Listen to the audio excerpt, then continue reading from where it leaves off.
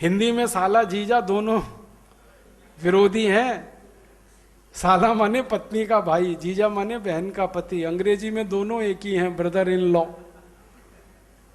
क्योंकि अंग्रेजी में रिश्तों को अलग अलग करने के शब्द ही नहीं है, क्योंकि रिश्ते ही नहीं है, क्योंकि परिवार नहीं है, क्योंकि शादी नहीं है। जहां शादी नहीं, जहां परिवार नहीं, वहां रिश्ते नहीं, वहां रिश्तों के अलग अलग नाम नहीं। ये तो भारत है जहां पर शादी है, परिवार है, रिश्ते हैं, तो रिश्तों के अलग अलग नाम है। तो हर जगह आप छोटा छोटा प्रयास करना शुरू करोगे तो बड़े बड़े काम इसमें से हो जाएंगे। आप ऐसे ही संकल्प ले लो जैसे महात्मा गांधी ने 29 मार्च 1918 को लिया। उन्होंने कहा कि दुनिया को कह दो कि मोहनदास करमचंद गांधी अंग्रेजी भूल गया। बस आप भी कह दो दुनिया को कि हम अंग्रेजी भूल गए। हमको हिंदी मालूम है, तमिल मालूम है, तेलुगु मालूम है, कन्नड़ मालूम है, संस्कृत मालूम है, हिंदी अंग्रेजी सब मालूम, अंग्रेजी भूल गए हम, नहीं आती हमको, बात खत्म। और इसमें कोई शर्म की बात नहीं है। हमको अंग्रेजी नहीं आती तो क्या, किसी अंग्रेज को हिंदी नहीं आती तो बराबर हो गए कि नहीं?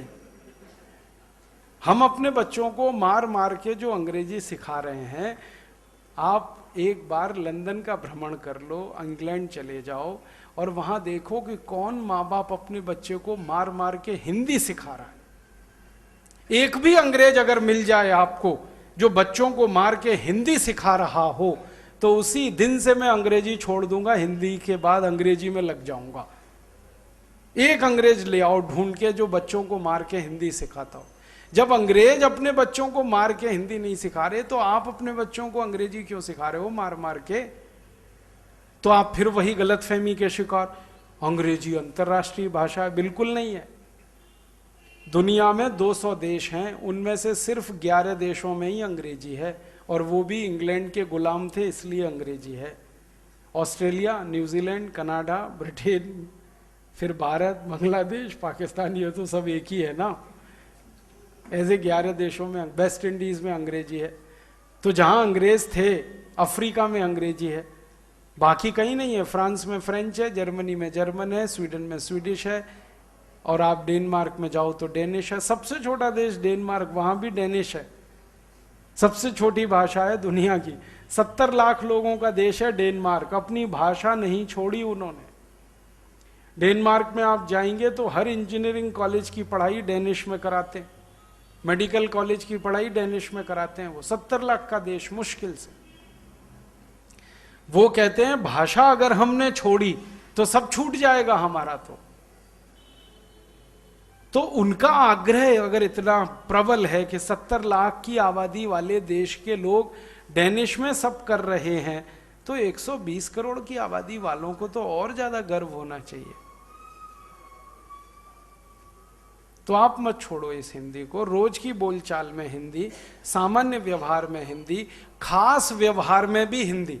खास व्यवहार माने आप शोध प्रबंध लिख रहे हैं, कोई बहुत बड़े मूल चिंतन के विषय पर काम कर रहे हैं, वहां भी आग्रह रखो हिंदी का।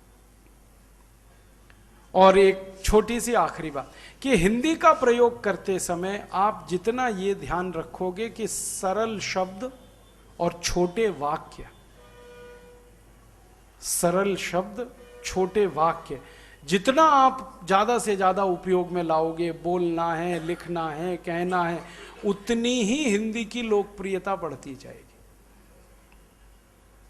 ये हिंदी का कुछ नुकसान हमारे ऐसे मित्रों ने भी किया है जो क्लिष्ट क्लिष्ट शब्दों का इस्तेमाल करते हैं, जबरदस्ती फालतू का अहंकार मन में पाल रखा है।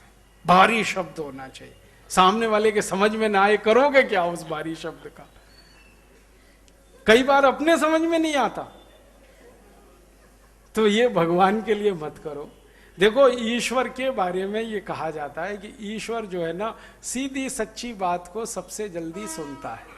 ठीक है, तो सामने वाला भी सीधी सच्ची बात को सबसे जल्दी सुनता है।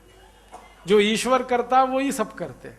तो आपके सामने कोई व्यक्ति है, बोल रहे हो तो सुनने वाला है, लिख रहे हो तो पढ़ने वाला है, और पढ़ा रहे हो तो कोई पढ़ने वाला है। ये तीनों कैटेगरी के, तीनों श्रेणी के लोग सरल शब्द, छोटे वाक्य जितने कहोगे, जितने उपयोग करोगे उतनी ही भाषा आपकी लोकप्रिय होगी। और भाषा की लोकप्रियता माने आपने बोला उसने कहना शुरू कर दिया, उसने कहा फिर उसने कहना शुरू कर दिया, उसने कहा फिर उसने, ये लोकप्रियता। और ये लोकप्रियता जितनी बढ़ेगी